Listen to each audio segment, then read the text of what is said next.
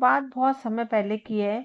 एक बंजारा और उसकी पत्नी कमाने के लिए अपने राज्य से दूसरे राज्य में जा रहे थे। जब वह दूसरे राज्य की सीमा में पहुंचे तो उन्हें रास्ते में कुछ डाकू मिल गए और उन डाकुओं ने उस बंजारे और उसकी पत्नी के पास जो कुछ भी था वह सब कुछ लूट लिया और इस तरह बंजारा और उसकी पत्नी को डाकू ने बेकारी बना दिया। इसके बाद डाकुओं का गिरोह वहां से चला गया, लेकिन बंजारा और उसकी पत्नी लूटने के बाद चिंता में पड़ गए और सोचने लगे कि अब आगे क्या किया जाए। एक अनजान शहर में दोनों का बुरा हाल हो गया, क्योंकि अनजान शहर में पैसा ही सब कुछ होता है। बंजारा अपनी पत्नी को लेकर अनजान शहर की तरफ बढ़ने लगा। उसे ये चिंता खाए जा रही थी कि अब मैं व्यापार करूं तो करूं कैसे। वह इसी चिंता में चला ही जा रहा था कि उसे नगर के बाहर एक साधु की कुटिया दिखाई दी। वह बंजारा अपनी पत्नी को लेकर कुटिया की तरफ चल दिया। जब वह कुटिया के पास पहुंचा तो उसे वहां पर एक साधु मिला जो अपने शिष्य को प्रवचन दे रहे थे।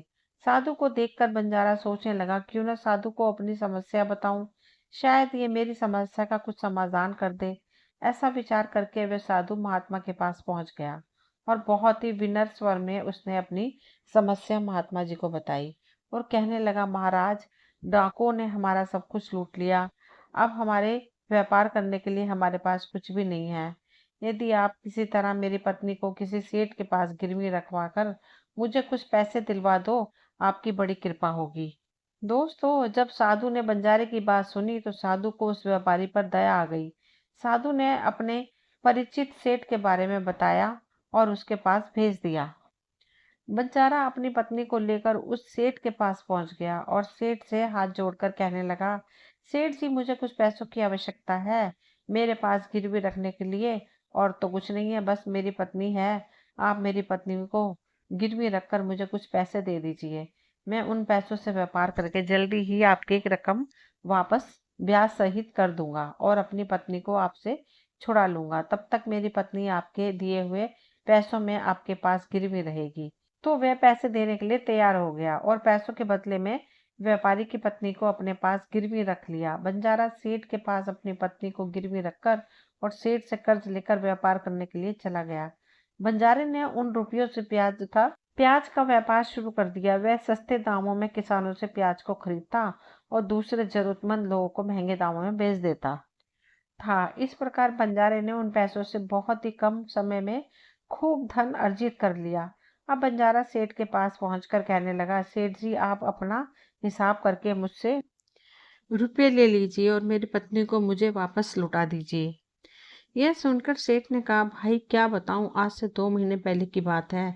तुम्हारी पत्नी अचानक बीमार पड़ गई और बीमारी के कारण तुम्हारी पत्नी की मृत्यु हो गई। मैंने तुम्हारी पत्नी का बहुत इलाज भी करवाया, अच्छे से अच्छे वैद्य को दिखाया, लेकिन मैं फिर भी तुम्हारी पत्नी को नहीं बचा सका। बंजारे ने जब उस सेठ के मुंह से यह सुना तो बहुत दुखी हो गया। फिर थोड़ा धीरज बांधकर सेठ से बोला, सेठ जी, जो होना था वह तो हो गया। शायद मेरे नसीब में ही ऐसा लिखा हुआ था। वह मेरे साथ रहती तब भी आयु पूरी होने पर उसे मरना ही पड़ता। होनी को कौन टाल सकता है। फिर भी आप अपने पैसे मुझसे ले लीजिए ताकि मुझे इस बात का संतोष हो जाए कि मैंने अपना कर्ज चुका दिया और अपनी पत्नी को गिरवी रखने के कलंक से खुद को बचा लिया। बंजारे की बात सुनकर वह सेठ बोला, नहीं भाई, अब मैं तुमसे पैसे कैसे ले सकता हूँ। जब मैं तुम्हारी अमानत ही तुम्हें नहीं लौटा सकता तो अपना कर्ज वापस लेने का मुझे कोई हक नहीं है। बंजारे ने बार बार सेठ से अपना कर्ज वापस लेने का आग्रह किया, परंतु सेठ नहीं माना। फिर उदास भाव से बंजारा वहां से निकला तो रास्ते में फिर उस स्थान पर पहुंच गया जहां पर उन्हें साधु महात्मा पहली बार मिला था। हमेशा की तरह साधु महात्मा चबूतरे पे बैठे हुए अपने शिष्य को प्रवचन दे रहे थे। बंजारा भी मन की शांति के लिए वहीं जाकर बैठ गया और साधु महात्मा के प्रवचन सुनने लगा। साधु महात्मा ने जब बंजारे को देखा तो उसे पहचान लिया और उसका हालचाल पूछने लगे। बंजारे ने पूरा घटनाक्रम महात्मा को बता दिया। महात्मा एक सिद्ध पुरुष थे। बंजारे की बात सुनकर साधु ने कहा, भाई, उस सेठ ने तेरे साथ छल किया है। तेरी पत्नी निश्चित रूप से जीवित है। तेरी पत्नी को उस सेठ ने अपने घर में छुपा लिया है। अब जैसा मैं कहता हूँ वैसा कर। अब ऐसा कर, यहाँ के राजा के पास चला जा और राजा के दरबार में जाकर प्रार्थना करना कि राजा साहब मेरी पत्नी को सेठ से दिलवा दो, क्योंकि इस नगर का राजा बहुत ही बुद्धिमान व्यक्ति है। वह निश्चित ही तेरी पत्नी को उस सेठ पर जोर डालकर दिलवा देगा। दरबार में ही तुम्हारा फैसला होगा। साधु महात्मा की बात मानकर बंजारा राजा के दरबार में पहुंच गया और राजा के दरबार में पहुंचकर राजा से गुहार लगाने लगा कि महाराज मेरी पत्नी को सेठ से मुझे दिलवा दीजिए। राजा ने सेठ को बुलाया और पूछा, क्या यह बात सच है कि बंजारा कुछ रुपए के बदले में अपनी पत्नी को तुम्हारे पास गिरवी रख कर गया था? सेठ ने स्वीकार करते हुए कहा कि हाँ राजन, बंजारे की ये बात बिल्कुल सच है। राजा ने फिर कहा, तुम इसकी पत्नी को क्यों नहीं लौटा रहे हो? राजा की बात सुनकर सेठ बोला, कैसे लौटाता महाराज? मैंने इस बंजारे को बता तो दिया कि आज से 2 महीने पहले उसकी पत्नी की मृत्यु हो चुकी है। महाराज, अब मैं धर्मराज के पास जाकर तो इसकी पत्नी को वापस नहीं ला सकता। राजा ने पूछा, कोई गवाह है तुम्हारे पास जो इस बात की पुष्टि कर दे कि इसकी पत्नी की मृत्यु हो चुकी है? तो सेठ बोला, जी महाराज, इस बात की पुष्टि वह अच्छी तरह से कर देगा जिसने इस व्यापारी की पत्नी का इलाज किया था। वह 4 व्यक्ति भी इस बात की गवाही दे देंगे जो इसकी पत्नी को शमशान में जलाकर आए थे। तो दोस्तों, उस सेठ ने यह बात इतने आत्मविश्वास के साथ कही थी कि राजा को भी उस पर भरोसा हो गया। तब राजा ने बंजारे से कहा, अगर तुम्हारी पत्नी जीवित होती तो हम तुम्हें अवश्य दिलवा देते, अब तो हमारी भी मजबूरी है। इस प्रकार राजा ने बंजारे को समझाकर वापस भेज दिया। बंजारा फिर से साधु महात्मा के पास पहुंच गया और जो कुछ दरबार में राजा और सेठ ने कहा था वह सारी बातें साधु महात्मा को बता दी। ये सब सुनकर महात्मा ने कहा, मैंने राजा को इतना विवेकहीन नहीं समझा था। मुझे दुख है कि उसने तुम्हारे साथ न्याय नहीं किया। उस राजा ने सेठ की बातों पर तो यकीन कर लिया और तुम्हें समझाकर मेरे पास वापस भेज दिया। अब तुम मेरी एक बात सुनो। तुम एक बार फिर से राजा के पास जाओ और उससे कहना कि सिर्फ 3 घंटे के लिए वह अपनी राजगद्दी पर मुझे बैठने का अधिकार दे दे। तब मैं राजा को बताऊंगा कि न्याय कैसे किया जाता है और न्याय किसे कहते हैं। वह बंजारा एक बार फिर से राजा के दरबार में पहुंचा और जैसा उसने साधु महात्मा ने कहा था उससे, उसने वैसे ही राजा से कह दिया। राजा ने बंजारे की यह बात सुनी तो यह सुनकर राजा ने कहा, मुझे 3 घंटे के लिए राजगद्दी छोड़ने में कोई ऐतराज नहीं। यदि ऐसा करने से तुम्हें न्याय मिल सकता है तो मैं 3 घंटे के लिए अपनी राजगद्दी छोड़ दूंगा। तुम उन महात्मा को राज दरबार में ले आओ। राजा की यह बात सुनकर बंजारा साधु महात्मा के पास गया और साधु महात्मा को राज दरबार में लेकर आ गया। जब साधु महात्मा राज दरबार में पहुंच गए तो राजा ने अपनी राजगद्दी छोड़ दी और महात्मा के राजगद्दी पर विराजमान होते ही महात्मा के सामने सेठ को प्रस्तुत किया गया। महात्मा ने सेठ से पूछा, 2 महीने पहले जब बंजारे की पत्नी मर गई, इसका कोई सबूत है क्या? सेठ ने कहा, हाँ, मेरे गवाह मौजूद हैं। फिर राजा बने साधु महात्मा के आदेश पर सेठ के गवाह पेश किए गए। सबसे पहले साधु ने उस वेद को बुलाया जिसने बंजारे की पत्नी का इलाज किया था। साधु ने उससे पूछा, क्यों भाई, आपने ही इस बंजारे की पत्नी का इलाज किया था? वेद बोला, मैंने ही बंजारे की पत्नी का इलाज किया था। वैद्य की बात सुनकर साधु बोला, अच्छा वैद्य जी, मुझे यह बताओ कि तुम बंजारे की पत्नी का इलाज करने के लिए सेठ के घर जाते थे या फिर बंजारे की पत्नी इलाज करवाने के लिए तुम्हारे पास आती थी? राजा बने साधु महात्मा की बात सुनकर वैद्य राजा से बोला, महाराज, सेठ जी मेरे पास स्वयं आकर दवा ले जाते थे। साधु बोला, यानी तुम विश्वास के साथ यह नहीं कह सकते कि वह दवा सेठ बंजारे की पत्नी के लिए ही ले जाता था या फिर किसी और के लिए? तो दोस्तों, साधु की बात सुनकर वह वैद्य बोला, यह बात मैं यकीन के साथ तो हो नहीं कह सकता कि सेठ जी किसके लिए दवाई ले जाते थे, लेकिन सेठ जी मुझसे दवाई जरूर लेकर जाया करते थे। वैद्य की बात सुनकर वह साधु बोला, इसका मतलब तो यही हुआ कि तुम मरीज को बिना देखे ही दवाइयां दे देते हो। यह तो बहुत ही गंभीर मामला है। तुम दवा के स्थान पर किसी को जहर भी दे सकते हो और हो सकता है तुम्हारे द्वारा दिए हुए जहर से ही इस बंजारे की पत्नी की मृत्यु हुई हो।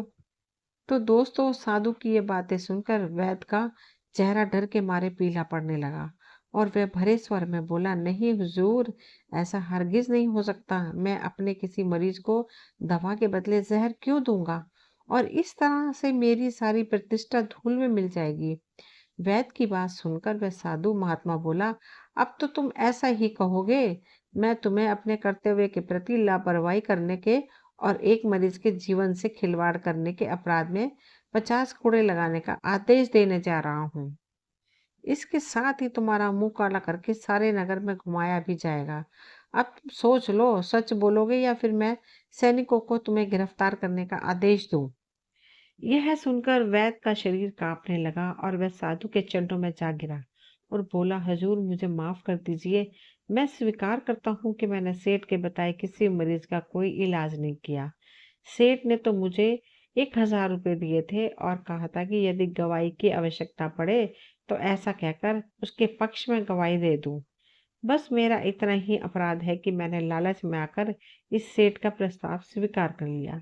राजा बने साधु महात्मा ने कहा, कुछ भी हो, अपने अपराध तो किया ही है ना, इसलिए मैं तुम्हें झूठी गवाही के इल्जाम में 10 कोड़े लगाने का आदेश देता हूँ। साधु महात्मा के आदेश का राजा के सैनिकों ने तुरंत ही पालन किया और सैनिकों ने तत्काल ही वैद्य को पकड़ लिया और भरे दरबार में उसे कोड़े लगाने लगे। पहला कोड़ा लगाते ही वह जोर से चिल्ला पड़ा और कहने लगा, महाराज, मुझ पर रहम कीजिए, मैं मर जाऊंगा। हर कोड़े के साथ उसके गले से करुणामयी आवाजें निकलने लगी। वैद्य के साथ ऐसा होते देखकर सेठ के गवाह के तौर पर बुलाए गए उन चारों व्यक्तियों के कलेजे कांप गए, जिन्होंने बंजारे की पत्नी को शमशान ले जाकर जलाने की बात कही थी। तो दोस्तों, अब बारी उन चारों गवाहों की आई। साधु महात्मा ने उनसे पूछा कि तुम लोगों का कहना है कि तुम चारों ने इस बंजारे की पत्नी का शव ले जाकर शमशान में उसे जलाकर आए हो। मुझे ये बताओ कि अंतिम संस्कार से पहले जब मृत शरीर को स्नान कराया जाता है, फिर उसे कफन में लपेटकर धरती पर रखा जाता है, स्नान के दौरान क्या तुमने उस स्त्री का मृत शरीर देखा था? ये सुनकर उस सेठ के चारों गवाह कहने लगे, नहीं हुजूर, उसका मृत शरीर तो हमने देखा ही नहीं था। जब सेठ जी ने अर्थी तैयार कर ली थी, उसके बाद ही हमें उसे शमशान में ले गए और उसे जला कर आए। उन चारों गवाहों की बात सुनकर वह साधु महात्मा बोला, और तुमने ये जानना भी उचित नहीं समझा था कि उस अर्थी में कोई मृत मनुष्य लेटा है या कोई जीवित व्यक्ति? कहीं ऐसा तो नहीं किसी जहरीले पदार्थ से बेहोश व्यक्ति उस अर्थी में लेटा हो और उससे तुम शमशान में ले जाकर जलाकर आ गए हो? यह तो एक बहुत ही गंभीर अपराध है। इसके लिए तुम लोगों को मृत्यु दंड की भी सजा दी जा सकती है। वे चारों गवाह वैद्य की पिटाई देखकर पहले से ही भयभीत थे। जब उन्होंने साधु महाराज के मुख से मृत्यु दंड की बात सुनी तो उन सभी के हाथ पांव मानो बिल्कुल ही ठंडे पड़ गए हों। जैसे ही साधु महात्मा ने सेठ की तरफ देखा तो सेठ का चेहरा बाहर से काला पड़ गया। साधु ने सेठ से कहा, सेठ जी, तुम्हारे पांचों गवाहों की तो पहले ही हवा निकल आई है। अब तुम बताओ कि किसी की इच्छा के विपरीत किसी की पत्नी को जबरदस्ती घर में रखने के अपराध में तुम कौन सी सजा पाना चाहते हो, या तुम्हें कौन सी सजा पसंद है? साधु महात्मा की बात सुनकर सेठ का चेहरा एकदम से सफेद पड़ गया। उसके मुंह से कोई बोल नहीं निकला। राजा बने साधु ने कहा, इससे पहले कि मैं तुम्हें 10 साल की कठोर कारावास की सजा दे दूं, अभी भी समय है कि तुम इस बंजारे की पत्नी को दरबार में हाजिर करो। सजा के डर से सेठ ने तुरंत अपने सेवकों को घर भेजकर बंजारे की पत्नी को दरबार में प्रस्तुत कर दिया। साधु ने बंजारे को उसकी पत्नी सौंप दी और सेठ को झूठी गवाही के अपराध में 5 महीने की कैद की सजा सुना दी। उन चारों गवाहों को 100 कोड़े मारने की सजा दे दी गई, जिन्होंने बंजारे की पत्नी का शव शमशान में ले जाने की झूठी गवाही दी थी। यह देखकर राजा चकित रह गया और साधु के सामने हाथ जोड़कर बोला, महात्मा जी, आप धन्य हैं। आपने मुझे सिखा दिया कि न्याय कैसे किया जाता है। राजा की बात सुनकर साधु महात्मा बोला, राजन, मेरी 3 बातें सदैव याद रखना कि कभी भी इन 3 स्थानों पर अपनी पत्नी को अकेला नहीं छोड़ना। पहला स्थान, अगर आपकी पत्नी बीमार पड़ जाए तो ऐसी स्थिति में कभी भी उसको बीमारी में अकेला छोड़कर नहीं जाना चाहिए, क्योंकि जब कोई मनुष्य किसी स्त्री से विवाह करता है तो विवाह के समय वचन देता है कि मैं तेरे सुख दुख में तेरे साथ रहूंगा। इसलिए बीमारी की हालत में उसके साथ सदैव बने रहिए और उसकी देखभाल करिए। जिस तरीके से पत्नी अपने पति की सेवा करती है, इस तरह से पति का भी कर्तव्य बनता है कि अपनी पत्नी की सेवा में हमेशा तत्पर रहे। यह आपका कर्तव्य है और आपके सुखी जीवन का मंत्र भी है।